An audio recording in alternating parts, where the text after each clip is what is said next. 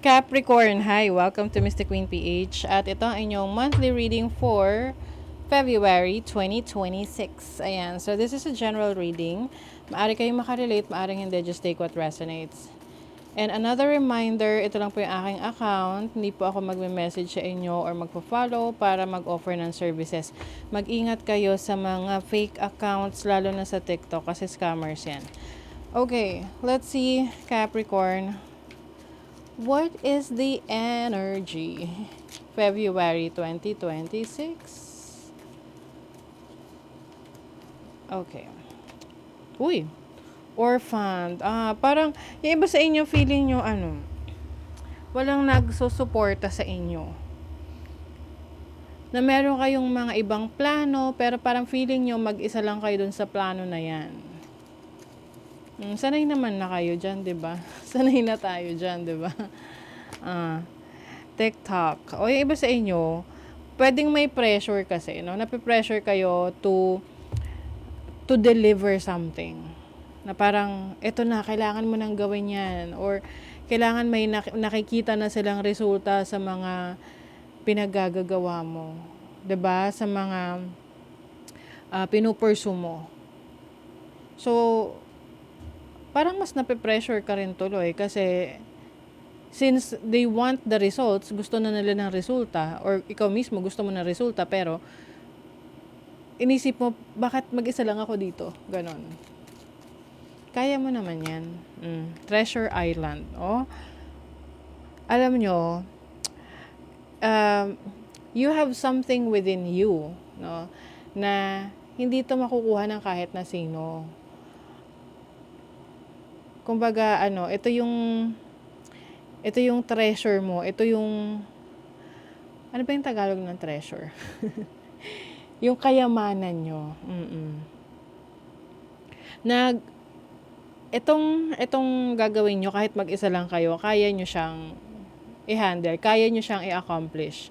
Kailangan nyo lang na mag-focus doon sa sa journey nyo, na one step at a time. May mga pagkakataon na maraming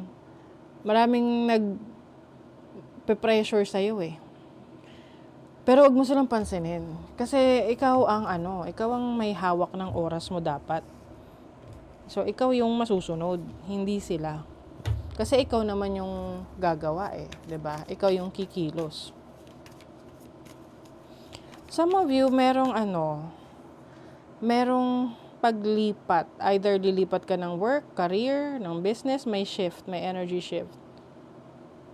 Or bahay. Or meron kang importanteng travel ngayong February na crucial siya. Kumbaga parang can be, meron kang imimit, kakausapin, na meron tong maitutulong sa'yo. Someone that maaasahan mo talaga. So, yung tipong akala mo mag-isa ka lang. Meron namang taong andyan para sa'yo. Hindi ka nag-iisa. Akala mo lang yon. Overall energy, the 5 of Pentacles. Okay, merong struggle yung iba sa inyo rito, Capricorn. Pwedeng financially, sa resources. Maaring, yung parang iniwan sa ere. Ganon. Oo. Na you are expecting someone to be there for you, pero parang iniwan ka sa ere. Pero alam nyo, kahit na ganon, alam nyo sa sarili nyo na malalagpasan nyo to. Like, parang ang bilis nyo lang makarecover dito. Your challenge, the 2 of Cups. Pwedeng ang challenge ninyo, relationship, connection, romantic, yung partnership. I feel like iba sa inyo, meron kayong inaasahan na person that will, support you, understand you, be there for you, pero pwedeng hindi to available para sa'yo ngayon. Kaya you feel, Parang you feel ghosted or you feel all by yourself. Now, what is the opportunity? The Five of Swords.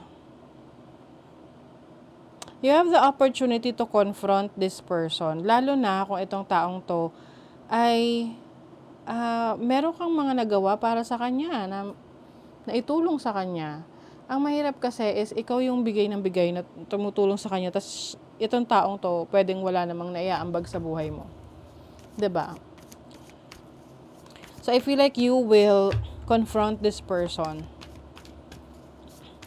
para mapag-usapan kung ano ang kailangang ayusin. This can be any type of relationship. Pwedeng friendship, romantic connection, sa family.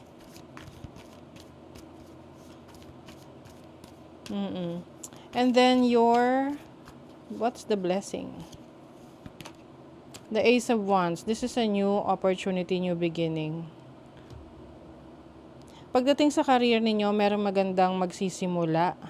Itong kaya siguro may paglipat, parang umaalis ka dun sa isang sitwasyon, dala-dala mo yung treasure mo. Itong treasure na to can be your talents, yung mga gamit mo, or anything that you can bring with you to a new direction, to a new place. Kasi na-realize mo na ikaw lang pala talaga. Ikaw lang pala talaga. Oh my God. Okay. And then this blessing, this will bring you change.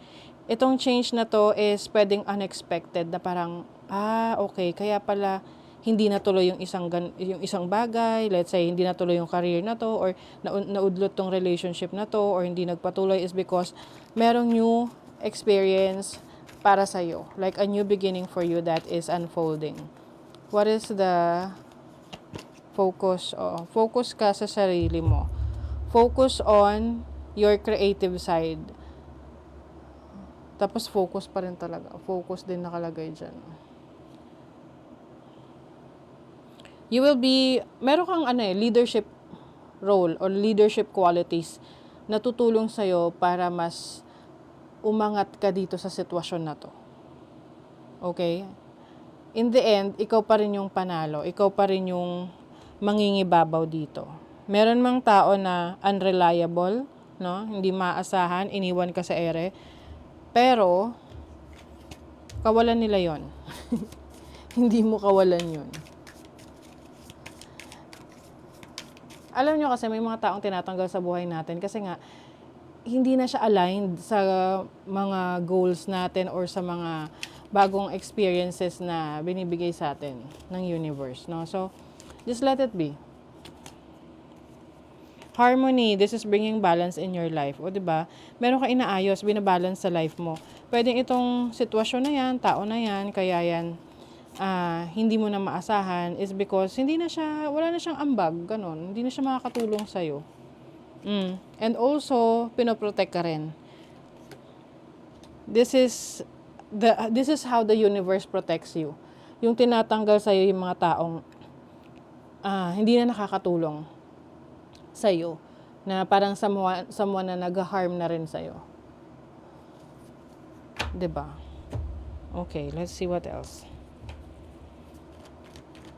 Capricorn, February. You have double protection. Talaga naman, protektado kayo ni Daddy Saturn.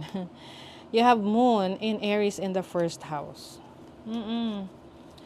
First house is yourself. You have so much love to give, and yung love na yan, ifo-focus mo yan sa sarili mo. You have Jupiter and Cancer in the fourth house. Jupiter is the planet of abundance, expansion. The fourth house is your foundation. So, kumbaga, mas pinapalakas mo ang loob mo, pinapayaman mo ang sarili mo through your own hard work. And ang mga magbe-benefit dito, syempre, hindi lang ikaw, but the people that you love. Yun talagang alam mo na kakampi mo hanggang dulo. Be independent, look to the future, and thrive. Ayan. So, 'di ba? this really makes sense for Capricorn. Dahil ang mga Capricorns, independent talaga sila. Tayo. Ayan. So, don't be afraid, no? Na itong journey mo na to, na kailangan mag-isa ka for this journey. Kasi dito ka mas magiging malakas, matatag, and yung independence mo kasi, yan yung susi sa success mo. Ibig sabihin, kumbaga makukuha mo yung success mo, ma-achieve mo yon on your own, nang hindi umaasa sa iba. 'Di ba? So, that is your reading, Capricorn. Thank you so much. See you again.